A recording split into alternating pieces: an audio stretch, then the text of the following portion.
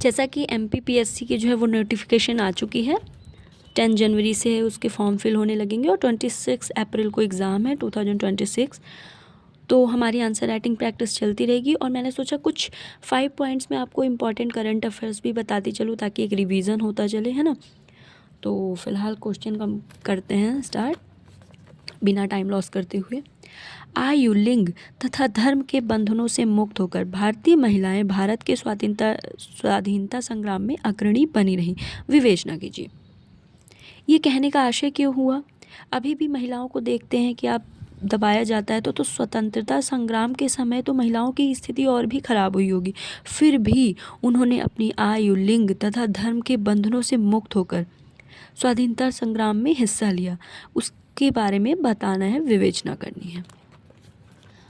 तो ये मैंने मैप बना के कुछ पॉइंट्स, इम्पॉर्टेंट प्लेसेस जो है वो शो करने की कोशिश की है। इससे एग्जामिनर पे जो है अच्छा इम्पैक्ट पड़ता है और जो हमारे मार्क्स जो है इन्हेंस होने के चांसेस होते हैं।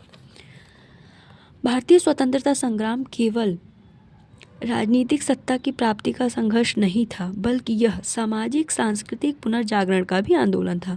आंदोलन ने सिर्फ हमें स्वतंत्रता संग्राम नहीं दिया है, बल्कि हम सामाजिक सांस्कृतिक के रूप से भी अवेयरनेस, जागरूकता हमारे अंदर आई।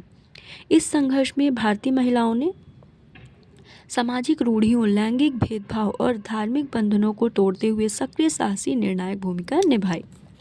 19वीं शताब्दी के अंत और 20वीं शताब्दी के प्रारंभ में जब महिलाओं की भूमिका घरेलू दायरे तक सीमित मानी जाती थी, तब स्वतंत्रता आंदोलन ने उन्हें सार्वजनिक जीवन में प्रवेश का अवसर दिया।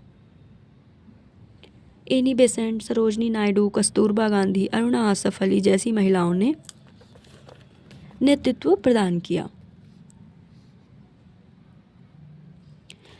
महात्मा गांधी के आह्वान पर असहयोग, सविनय अवज्ञा, भारत छोड़ो आंदोलन जैसे में महिलाओं ने बढ़ चढ़कर भाग लिया।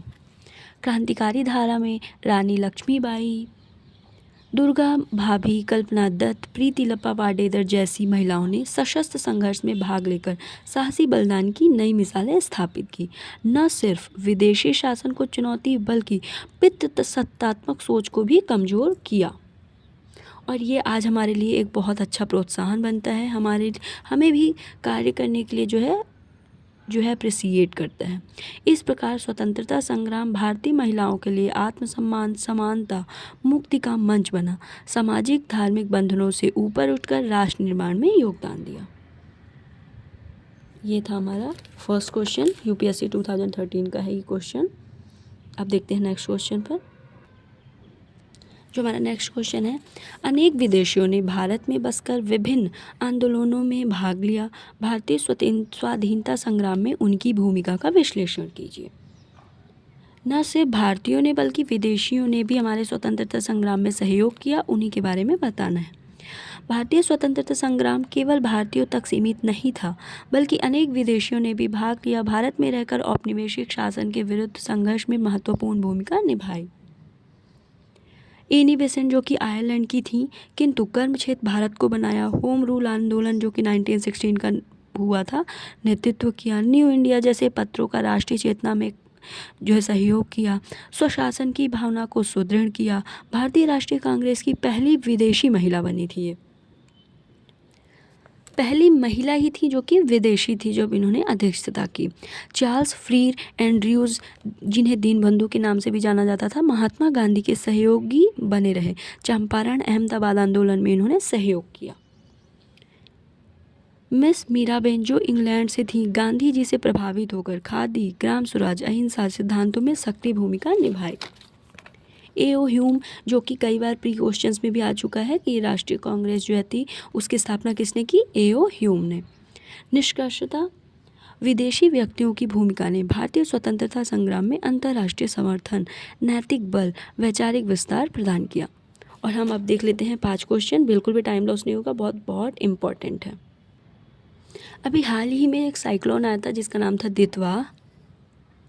उसके बाद इंडियन गवर्नमेंट ने श्रीलंका की हेल्प की थी। उस ऑपरेशन का नाम था सागर बंधु। साइक्लोन एक समुद्री क्रिया होती है, ठीक है। इसमें क्या होता है, जनरली जो बीच जो सेंटर होता है वहाँ से गर्म हवाएं लो प्रेशर बना के वो ऊपर की तरफ जाती हैं, और जो आसपास ठंडी हवाएं होती हैं वो उस प्रेशर के अंदर आने की कोशिश करती हैं, जिससे एक शांत क्षेत्र बनता है। इसे ही आई ऑफ साइक्लोन कहते हैं। ठीक है, ये एक समुद्री क्रिया है। सेकंड पॉइंट है कि इंडिया का first coral reef research centre जो है वो कहाँ बनाया गया है? अंडमान एंड निकोबार में। अब मैं बता दूँ आपको, कोरल रीफ वर्ल्ड का लार्जेस्ट कोरल रीफ कौन सा है? ग्रेट बैरियर रीफ, जो कि ऑस्ट्रेलिया में है। ये सब नोट करते रहेंगे। कोरल रीफ क्या होता है? ये एक लाइमस्टोन मतलब चूना पत्थर से बना होता है, जो कि समुद्र के अंदर जो जीव होते हैं वो कंटिन्यू जब मरते रहते हैं तो वो इकट्ठा होते जाते हैं और क्या बनाते हैं? कैल्शियम कार्बोनेट बनाते हैं। इसे हॉट स्पॉट बायोडाइवर्सिटी भी बोला जाता है। ये उष्णकटिबंधीय पानी क्षेत्र में बनते हैं जनरली, समुद्र के अंदर, है ना। जैसे ये ढलान होती है समुद्र की, ये ढलान होती है तो इनकी जो साफ़ पानी इन्हें क्योंकि चाहिए, नदियों का जस्ट एंटर करते हैं समुद्र में तो ये साफ़ पानी का एक एरिया मिल जाता है, यहीं पे कोरल रीफ का डेवलप हो जाता है। थर्ड क्वेश्चन है हमारा, सेवा तीर्थ का संबंध, सेवा तीर्थ वर्ड का संबंध किससे है? तो पीएम ऑफिस का नाम अभी बदलकर जो है वो सेवा तीर्थ कर दिया गया है। फोर्थ पॉइंट है, नवरत्ना का स्टेटस मिला है किसे? नुमालीगढ़ रिफाइनरी लिमिटेड को। नुमालीगढ़ रिफाइनरी लिमिटेड जो है वो 27th है, मतलब 26 इसके पहले भी हैं, उनकी लिस्ट भी एक बार देख लेंगे। इसका अगर स्टेटस मिला है तो मतलब कुछ पैरामीटर होगा, तो पैरामीटर ऐसा रहता है कि इन्हें एटलीस्ट मिनी रत्ना की कैटेगरी में हो, लास्ट 5 ईयर में एक्सीलेंट इन्हें, जो जैसे आपके क्लास में मिलता था ना गुड, वेरी गुड, एक्सीलेंट, वैसे ही इन्हें लास्ट 5 सालों से इनके वर्क के लिए एक्सीलेंट मिला हो। ठीक है, इन्हें एटलीस्ट 100 में से 60 स्कोर मिला हो कंटिन्यू। ठीक है, 60 या उससे ऊपर मिलता हो। प्रॉफिट जो है वो 3 सालों में एटलीस्ट 5 करोड़ 5,000 करोड़ होना चाहिए इनका प्रॉफिट कंटिन्यू 3 सालों में लास्ट। फिफ्थ है, इंडिया ने रिलोस एग्रीमेंट किसके साथ किया है? रशिया के साथ किया है। तो ये कुछ इंपॉर्टेंट 5 जो है करंट अफेयर्स हो गए। आई होप कि हेल्पफुल होगा for today. Thank you so much.